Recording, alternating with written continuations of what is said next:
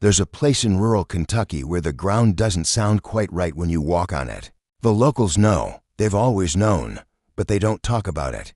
Not to outsiders, not even to their own children, unless absolutely necessary. Because beneath 23 acres of seemingly ordinary farmland, something existed that should never have been allowed to happen. Something that survived in darkness for 32 years. And when the authorities finally broke through that concealed entrance in the winter of 1994, what they found waiting in those tunnels wasn't just a family. It was evidence of what human beings become when they're removed from sunlight, from society, from every normal boundary that separates us from something far more primitive. Hello everyone. Before we start, make sure to like and subscribe to the channel and leave a comment with where you're from and what time you're watching. That way YouTube will keep showing you stories just like this one, the McCreary Clan. You won't find much about them in official records anymore. Most of the documentation was sealed by court order, the psychological evaluations, the medical reports, the photographs that made veteran police officers request immediate transfers. But the story exists in fragments, in whispered conversations, in the nightmares of the social workers who were there that day. And once you hear it, you'll understand why some knowledge feels like a contamination.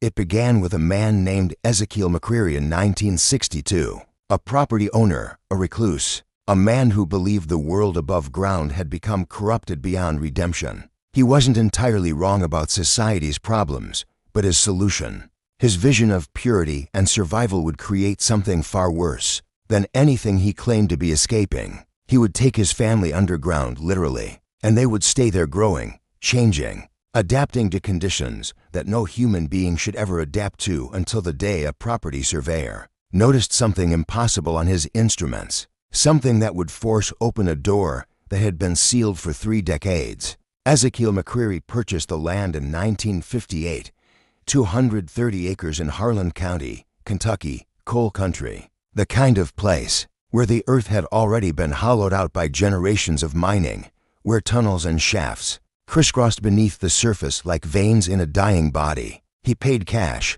He asked no questions about the abandoned mine entrances on the property. And the seller didn't volunteer any information. That was the way business was done in those hills. You minded your own affairs and you expected others to do the same. For years, Ezekiel lived above ground, like anyone else. He had a wife, Martha, and 3 children at the time. Neighbors remembered him as quiet, religious, increasingly paranoid about nuclear war, about social collapse, about the moral decay he saw spreading through America like a cancer. He wasn't unique in these fears. The 1960s were thick with apocalyptic anxiety. Plenty of people built bomb shelters. Plenty of families stockpiled supplies. But Ezekiel's preparations went further, much further. He began with the mines, the old coal tunnels that snake beneath his property. He didn't just explore them. He expanded them, reinforced them. He purchased concrete and timber through various suppliers across 3 counties, never buying enough from one place to raise suspicion. He bought kerosene lamps, barrels of grain, seeds, hand tools, medical supplies. He dug wells into underground water sources. He created ventilation shafts disguised as natural formations. And he told no one, not his wife, not his children, not until everything was ready. The last time anyone from town saw the McCreary family was in November of 1962. Ezekiel had come in for supplies, flour, sugar, lamp oil. He seemed nervous, distracted. The shopkeeper remembered him checking his watch repeatedly as though he had an appointment. He couldn't miss. He loaded everything into his truck and drove away. And then the McCreary family simply vanished. Their farmhouse remained standing, empty, but not abandoned. Occasionally, someone would notice smoke from the chimney in winter.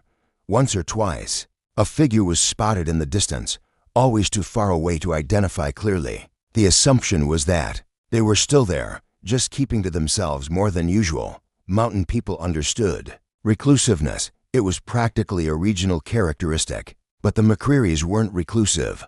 They were gone down into the earth, into a network of tunnels and chambers that Ezekiel had transformed into what he called the New Eden, a place where his family would be safe from nuclear holocaust, from government interference, from the corrupting influence of the modern world. a place where they would live by God's law and natural order, away from electricity, from television, from everything Ezekiel believed was poisoning humanity's soul. He had saved them, he told his family, and the entrance was sealed behind them. 32 years. That's how long the McCreary Clan existed beneath the surface of Kentucky. 3 decades in darkness, broken only by the dim golden glow of kerosene lamps and candles. 3 decades without sunlight, without seasons, without any marker of time except the cycles Ezekiel imposed on them. Wake, work, pray, sleep, repeat, every single day in chambers carved from stone and cold dust, in tunnels that stretched further than anyone could have imagined. The family grew down there. Martha bore 7 more children in those tunnels. 10 children total, raised in darkness. And here's what makes your skin crawl when you really think about it. The younger ones never saw daylight, never felt rain, never saw a bird or a tree or the sky. Their entire existence was stone walls, flickering shadows, and the constant oppressive weight of earth pressing down from above. They were born underground, and they believed, truly believed, that the world above had been destroyed, that they were survivors, the last remnants of humanity. Ezekiel told them stories of nuclear fire, of cities turned to ash, of poisoned air that would kill them in minutes if they ever went to the surface. He described the outside world as a wasteland of radiation and death. And why wouldn't they believe him? The children knew nothing else. They had no comparison, no television, no radio, no books except the Bible and a few agricultural manuals Ezekiel had brought down. Their education was whatever Ezekiel and Martha taught them, reading and writing in dim lamplight, scripture memorized and recited, survival skills, how to tend the underground gardens where they grew mushrooms and pale twisted vegetables in soil, carried down from above, how to butcher the rabbits and chickens that lived in wire pens in the deeper chambers, how to make their lamp oil last, how to exist in perpetual twilight. The family developed its own culture down there, its own hierarchy and rules. Ezekiel was the absolute patriarch, the prophet who had saved them from extinction. His word was literal law. Martha was the keeper of domestic order, though her role diminished as the older daughters took on more responsibility. The children married each other. They had to. There was no one else. Ezekiel performed the ceremonies himself, joining brothers to sisters, cousins to cousins, creating family trees that twisted back on themselves in ways that nature never intended. And from these unions, more children came, a 3rd generation born even deeper into the darkness. By the time authorities broke through in 1994, there were 47 people living in those tunnels. 47 human beings who had adapted to conditions that should have killed them. Their skin was translucent, almost luminous in certain light, like deep-sea creatures. Their eyes had changed, pupils permanently dilated, capable of seeing in near total darkness, but painfully sensitive to normal daylight. Some of the younger ones had never developed properly bone deformities, cognitive impairments, the inevitable result of generations of inbreeding and vitamin D deficiency. But they had survived against all logic, against nature itself. They had survived. The discovery came by accident. It always does with secrets this big. In January of 1994, a mining company was conducting geological surveys in Harlan County, assessing the viability of reopening some of the old coal operations. A surveyor named David Tennant was using ground-penetrating radar on what was supposed to be a routine mapping assignment. He was scanning the McCreary property, which had been listed as abandoned for years, though legally it still belonged to Ezekiel's name on the county records. Nobody had paid property taxes in over a decade, but in rural Kentucky, these administrative oversights could persist for generations. Tennant's equipment started showing him something impossible. The readings indicated massive hollow spaces beneath the surface, not just the old mining tunnels. He expected those, but new excavations, expanded chambers, structures that shouldn't exist. And more disturbing, the thermal imaging was picking up heat signatures, lots of them clustered in patterns that suggested habitation. He thought his equipment was malfunctioning. He calibrated it 3 times. The readings didn't change. He reported it to his supervisor, who reported it to the county sheriff, who initially dismissed it as instrument error or possibly some kind of illegal operation. Maybe a marijuana growing facility or a meth lab using the old mines. But the thermal signatures were wrong for that. Too many, too dispersed, too consistent with human body heat. The sheriff, a man named Roberts, decided to investigate. He obtained a warrant, assembled a team, and on February 3, 1994, they went onto the McCreary property looking for the entrance. It took them 6 hours to find it. The original mine entrance had been expertly concealed, covered with a false rock face that had weathered naturally over 3 decades. But the ventilation shafts gave it away, carefully hidden. But once you knew what to look for, you could spot them small openings disguised as groundhog burrows or natural crevices, but too regular, too deliberately placed. They followed the pattern and found the main entrance in a collapsed section of the old farmhouse's root cellar. When they broke through the sealed door, they smelled it first. The smell of decades, of human habitation in enclosed spaces, waste and cooking fires and bodies and earth. And then, they heard it. Movement in the darkness below, voices speaking English, but with strange inflections like an accent that had evolved in isolation. Children crying, someone shouting warnings in a voice cracked with age and authority. Sheriffs called for backup. Before descending, something in his gut told him this wasn't a drug operation.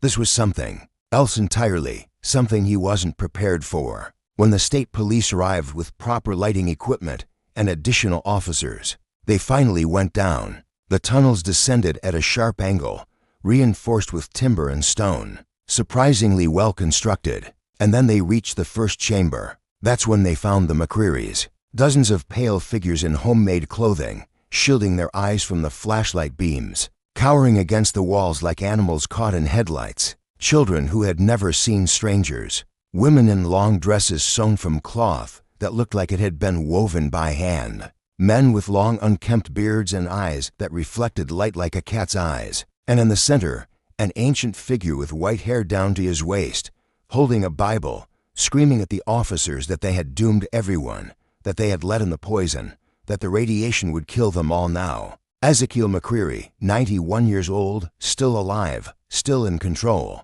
The extraction took 3 days. 3 days to coax 47 human beings out of the earth and into a world they had been taught to fear more than death itself.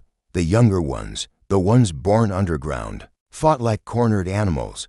They screamed about the poison air, about the killing light. Some had to be sedated, others went catatonic, their minds simply shutting down when faced with the impossible reality of open sky and distant horizons. The paramedics and social workers who responded to the scene would later describe it as the most psychologically disturbing operation they had ever witnessed. These weren't hostages being rescued. These were people being ripped from the only world they knew and thrust into what they perceived as certain death. The authorities set up a temporary medical station in the abandoned farmhouse. As each family member was brought to the surface, they were immediately examined.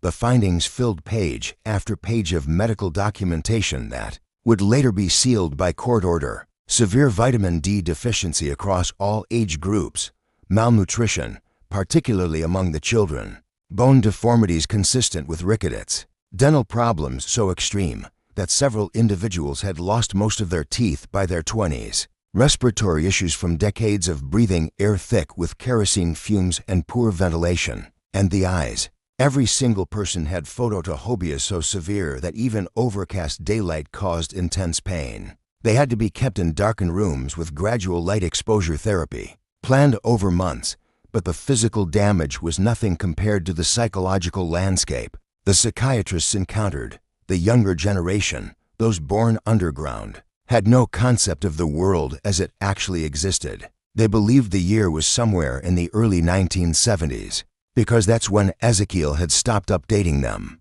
They believed nuclear war had destroyed civilization. They had developed an entire cosmology around their underground existence, religious beliefs that mixed Christianity with Ezekiel's paranoid delusions into something entirely new. They worshipped their grandfather as a prophet. They viewed the tunnels as sacred ground, the only pure place left in a corrupted world. And then there were the children of the third generation, 8 of them ranging in age from infant to 12 years old, born from unions between siblings.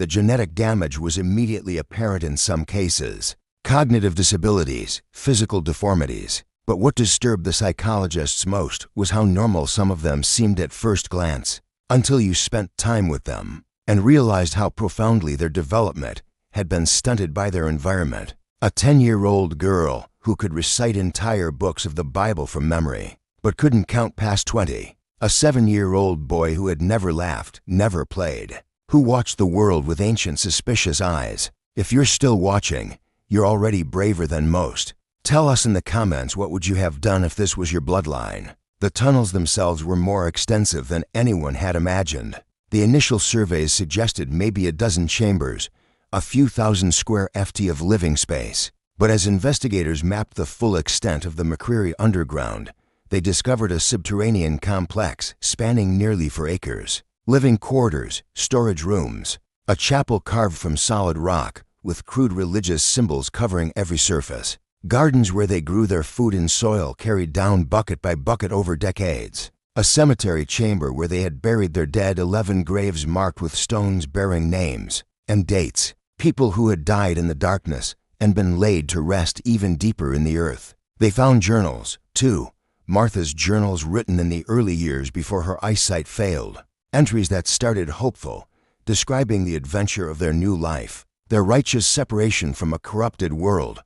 But the tone shifted over the years, desperation creeping in, pleas to Ezekiel to reconsider, to at least send the children up to see the sun. And then after 1973, the entries stopped. Her handwriting had deteriorated too much. Or perhaps she had simply given up hope that anyone would ever read her words. Ezekiel McCreary was arrested and charged with multiple counts of child endangerment, unlawful imprisonment, and abuse. He never showed remorse. Not once during his interrogation.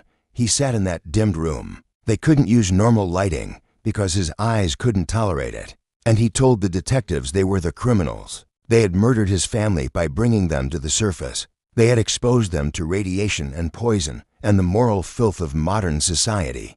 He quoted scripture.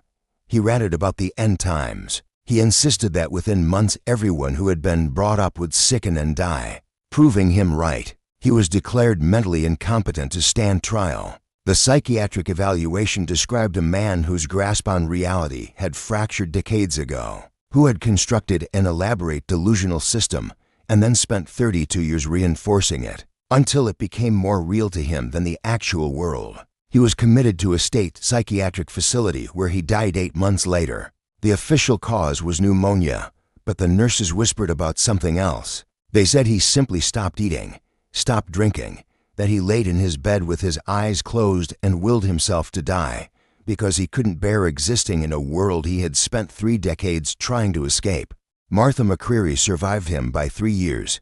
She never fully adjusted to surface life. The social workers tried everything, gradual reintroduction to society, therapy, medication. But she remained psychologically trapped in those tunnels.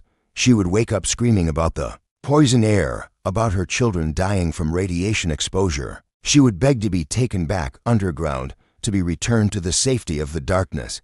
In 1997, she walked out of the assisted living facility where she'd been placed, and they found her 2 days later in the woods, deceased from exposure. She had been trying to dig, trying to claw her way back into the earth with her bare hands. The coroner said her fingernails were broken and bloody, soil packed beneath what was left of them. The children, the adults, really, though they seemed like children in so many ways, faced an impossible task of adaptation. Imagine being told that everything you believed about reality was a lie, that the world you thought was destroyed had actually been thriving, just a few hundred feet above your head the entire time, that you had been robbed of decades of life, of sunlight, of normally, by the paranoid delusions of one man. Some of them adjusted slowly and painfully.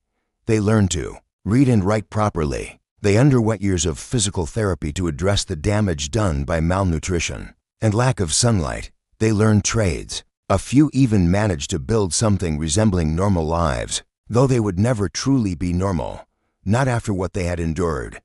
But others never made it out, not really.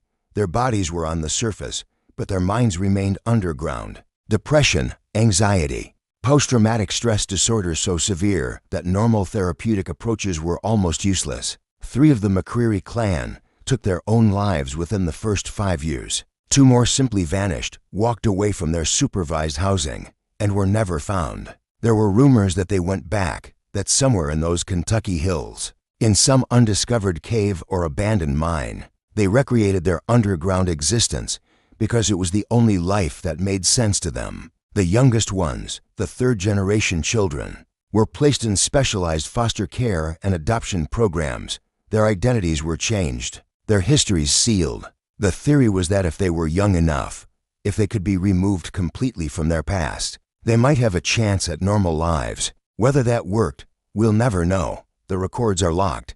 The families who took them in were sworn to secrecy. Those children would be adults now in their 30s, possibly with children of their own.